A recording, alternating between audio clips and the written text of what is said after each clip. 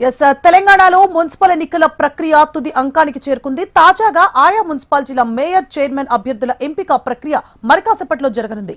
హంగ మున్సిపాలిటీలు, కార్పొరేషన్లు చేజిక్కించుకునేందుకు అధికార, ప్రతిపక్ష పార్టీలు విశ్వ ప్రయత్నాలు చేస్తున్నాయి. ఆయా మున్సిపాలిటీలను సొంతం చేసుకునేందుకు పకడ్బందీ వ్యూహాలతో అధికార పక్షం కాంగ్రెస్ ముందుకు వెళ్తోంది.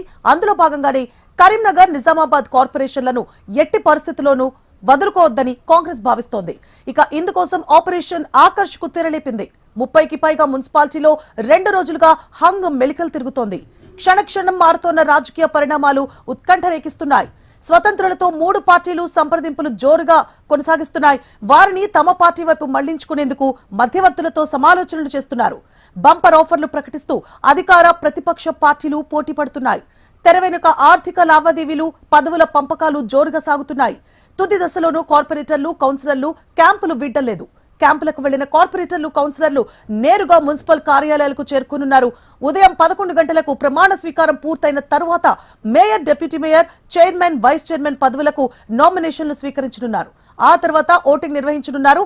ఓటింగ్ సీక్రెట్ పద్ధతిలో కాకుండా చెయ్యెత్తే పద్ధతిలో జరగనుంది.